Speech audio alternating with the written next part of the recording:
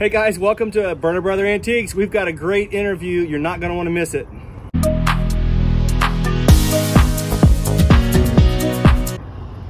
Guys, welcome Sandy from My Flipping Van Life. So, first question is, what is My Flipping Van Life? My Flipping Van Life is a chaotic mess. A chaotic mess. I love it. It's a mix of van life, vintage reselling, dogs, and travel. So wow. Okay. So just so our viewers understand, you are a reseller. Yes. You sell on multiple platforms, whatnot, knickknacks. Yep. Okay. And then you do it all from this van. Correct. And you travel around the world, or around the country. Around the country doing that. You've been to all 48 states, lower states? I've been to all 48 lower states. Yes, all the continental states. Yep. Buying and selling from a van. This is her life. Right now, she's in Springfield, Ohio, at the Heartofohio Antique Center. And so we welcome you. Thank you for stopping in. This is really cool. Yeah. Okay, so my first question is, how did you get the idea to do this? COVID happened. COVID, yes. Okay. I work a full-time job, and we were working from home anyway. All right. And I still work the same full-time job. And oh, so you work a full-time job and do this? Yes. So a remote job? Yes. It wasn't at the time, and I told my boss, hey, since we're remote, I'm gonna do van life. I've been thinking about it for years. I've always wanted to do it. And she said, well, we're going to be going back to the office soon, so you might not want to do that. And I said, okay, well, I'm going to give my notice then. Oh, wow. So you gave a notice. I still want to do cool. it. I did. And then she called me back a month later, and it's like, all right, fine, you can work remote. So we worked it out. Wow. We to work full-time. Okay, so what does full-time remote mean? Is that like 20 hours a week working? 40 hours a week. So you're still 40 hours a week, full-time, you know, all computer work, I'm assuming? Yeah, I'm an attorney, and so court is online. And court is online. Yeah, that's why I have a full-size desk. It was important to me to have a full-size desk. Okay. Because I do work full-time from my desk. That's so cool. Okay, so let's back up. How did you become an attorney? Like, what was the dream behind that, or how did that happen? Give us some backstory. Jeez, I don't know. When I was a kid, like, my dad used to always joke, like, oh, your sister's gonna be the doctor, you're gonna be the lawyer, and that's just kind of just listened to dad and did it, huh? Kind of what it turned out to be. Well, my sister did. Well, she's not the doctor. no, but she went far in life. Yeah, well, you're the lawyer, though. Yeah. That is so cool. So my daughter-in-law is a lawyer, and you know, I watched her go through that massive amount of schooling and testing, and that's exhausting. It is. Yeah, and so now it's paying off. So you get to live a life in a van. You're working on a computer, and then okay. Tell me about your passion with buying and selling, the reselling part of this. How did that start? It started years and years when I was a kid. My mom was a lifetime junker. Like, she lived for the flea market all weekend. Like, we had, growing up in New England, there was always flea markets around in the summertime. And she would drag us. And I've told this story before, and she would bribe me with strawberries. Strawberries. Strawberries.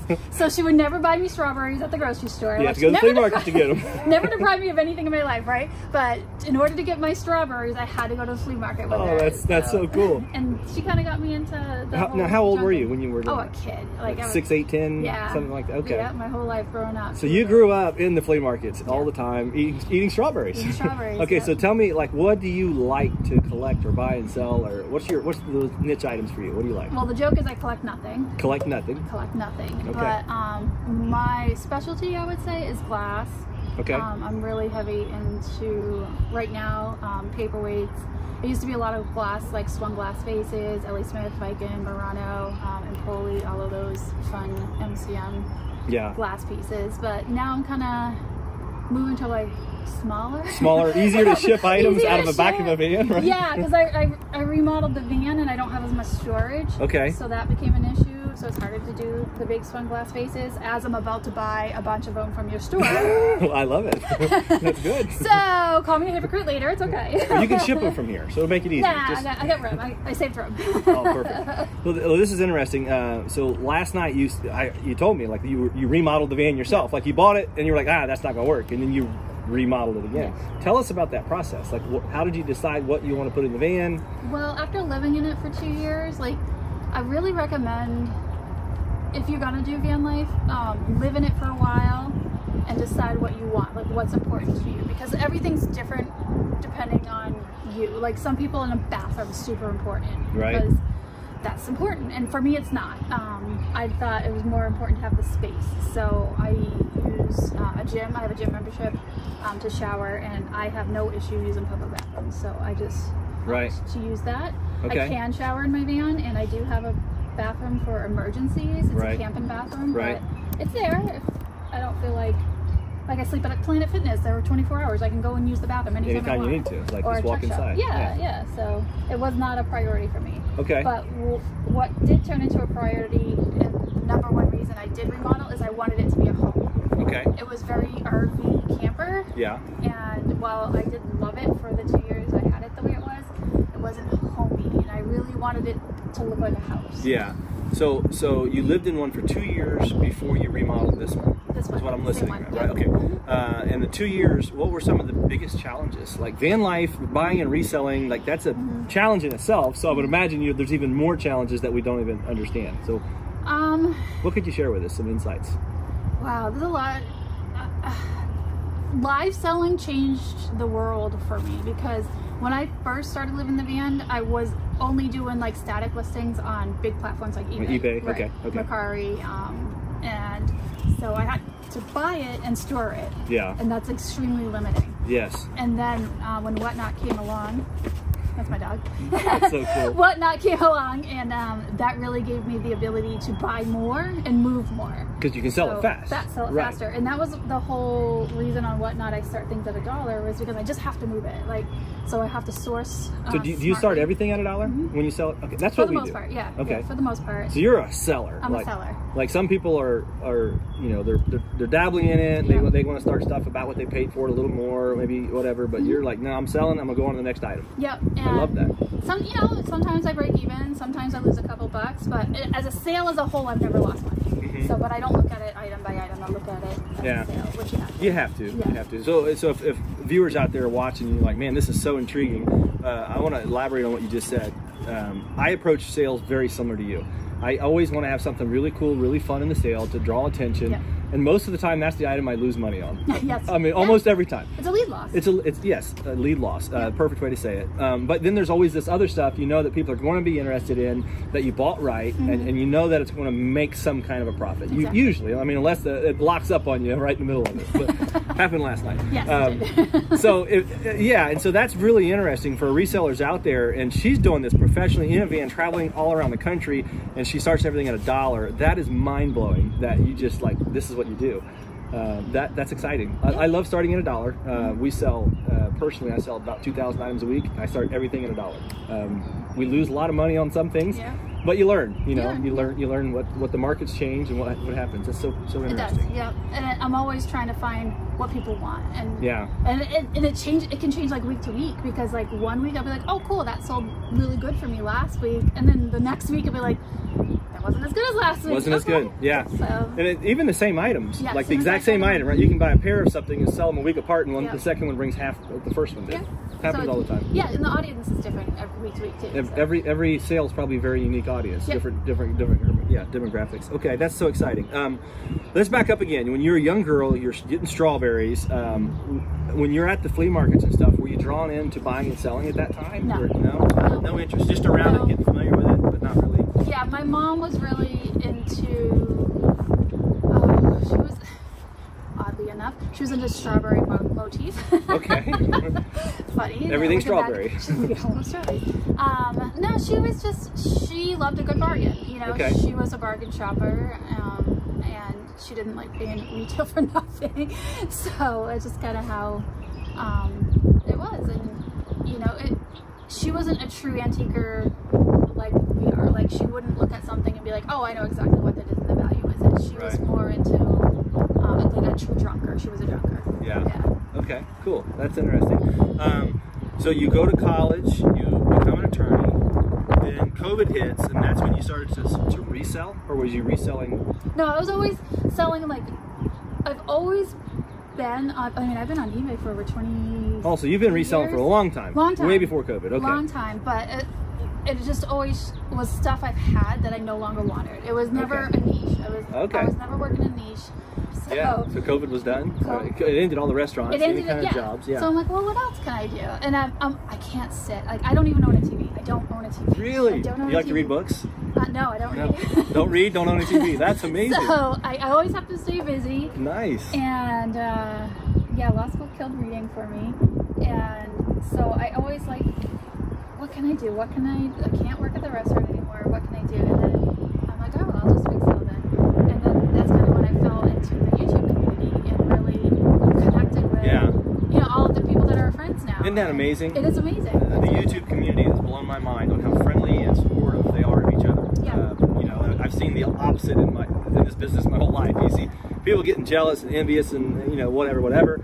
And YouTube's like the opposite. It's like everybody's supporting one another and encouraging one another. And this is, you know, why I'm here. Jocelyn did the same for me. She's like, hey, start a YouTube channel. I was like, okay, well. No, I don't have I have a YouTube channel and there's like 3 or 4 videos up there. Yeah. One is my original van tour, so you can see the original. The original van tour. You can see the original Nice. van tour and compare and contrast. But I just don't have time. There's only so much time. Only so much time in a day. There's only so That's much time. Okay, let's talk about your companions that are with you all the time. Yes. So you travel not just alone, you've got 2 companions. Yes. All right. Who are they?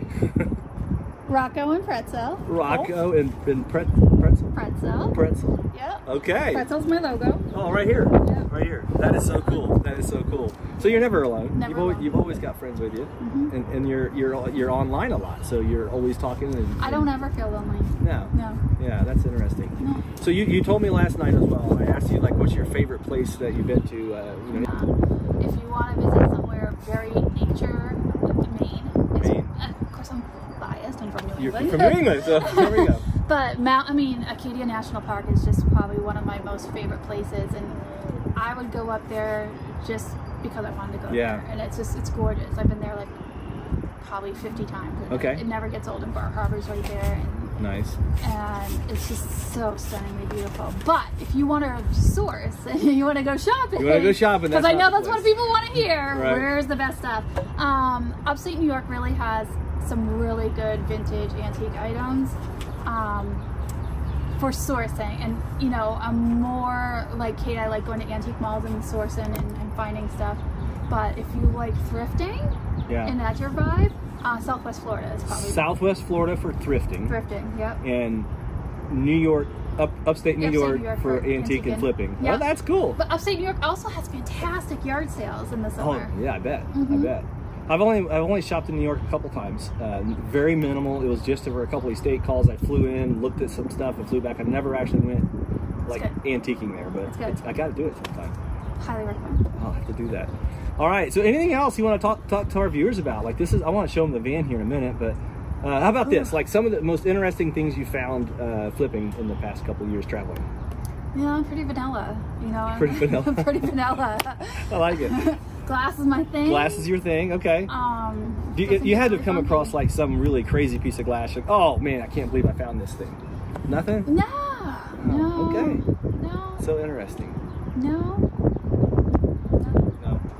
All right. I find some like good bargains. Like I can find some good deals. Like it's all about networking too, right? Yeah. So I try to find good deals, and I have certain people in certain areas that I always hit up when I'm driving. Always hit up. Yeah. Well, let's have a look at Sandy's van and how she does her packing and shipping out of the back of this. All right, I'm just going to keep on recording here. All right. And so right here's the van. Was it all right to record inside? Is that okay? Cool. This is so cool. First off, like made for 3, right? The van? Yeah. Yeah. You got your companions. 1 human, 2 dogs. 1 human, 2 dogs. So you got the big bed in the back. Well, I love it. The kitchen right here, easy to use. And you built all this yourself? Like you put all this stuff in here? The kitchen, well, this part was here, but I did have to redo the faucet, and I put in obviously the jars. The jars. So do you cook a lot in here? No, I eat out all the time. Eat out all the time. Okay. I'm horrible. All right. Well, you got all the fun, cool things up here. You got the dinnerware, and last night you had something that was like right here. My fan? No, it was like an antique or something that was sitting here. Oh, I think so. Was it like a bracelet maybe? Or? Oh, I'm wearing it. You're wearing it. That's it. I noticed that last night. I was like, oh, that's a really cool bracelet. Okay, yeah, that's I got cool. that from Kath the Nurse Flipper. And then this owl right here I thought was really fun too. Yeah, that's Hobby Lobby. That's totally modern. But it's still fun. It's still cool. fun, and I like don't care. It. You know, if it catches your eye, then it's cool. And this is your desk where you have to do 40 hours a week at. Yes. So the big thing with van life is storage is everything. Storage is everything, and so what appears to be really might not be. Like this is my medicine cabinet, like Okay. Toiletries and yeah. And this is like a junk drawer. Everybody's got to have a junk drawer, even in a van, right? And then that's a junk drawer. So back here we got another junk drawer. Okay. And this during the remodel took me forever. Okay, so this just used to be like a solid piece. Yeah. I'm like, I need every inch because every inch counts, right? Right. So I made it into a flip down. Oh, nice. Okay. In it. Perfect. And then you also said you took out your front seat. I did. The front seat.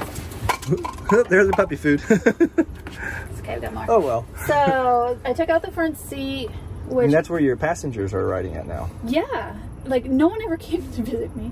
Well, that's not true. Some people did, but I rarely have visitors. So for me, it was a priority for space. Yeah. And since I got the heating and air conditioning unit, right, with its own power source, I had to have somewhere to put it stationary. I didn't want to drag it in and because it's heavy. Right. I didn't want it in and out every time I wanted to use it. So I put it there. They have their bed. I made this table just because the legs are different heights. Right. This is 2 inches taller in the back. You had to get it to fit right. Yeah. It's just there for now. I don't know what I'm going to do with it yet. So it's just there. Okay. So, you're buying stuff, and how do you resell it? So I see you got a printer here. Yep, that's my... This is your printer for packaging. Yep. Let's go have a look at your boxing area, like what that looks like. It's right here. It's right here. Boom. Well, there it is. Yes. Right here. Okay. So that's some of my inventory. That's my fridge. Your fridge is down there. It's a 12-volt Dometic. Okay. So it's very low energy consumption. Okay. And then behind there, I have like 4 bins, just like that size. Okay. So I have about 4 or 5 bins that can fit inventory. Okay.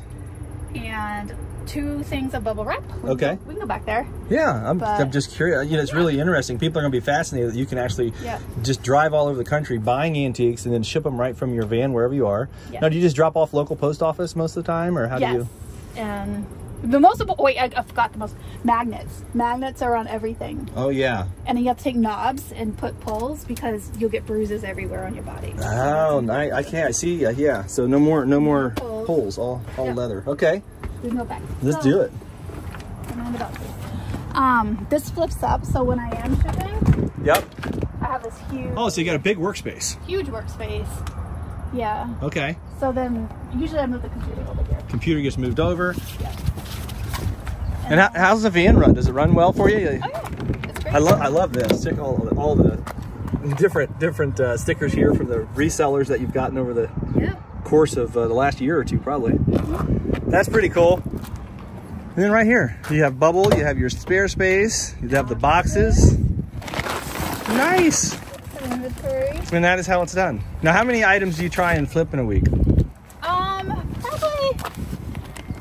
Probably around 100, give or take. 100 items a week. That's pretty impressive. It's not a lot, but it's a lot for a van. It's a lot for a van life. Like that's pretty impressive. I can't. Yeah.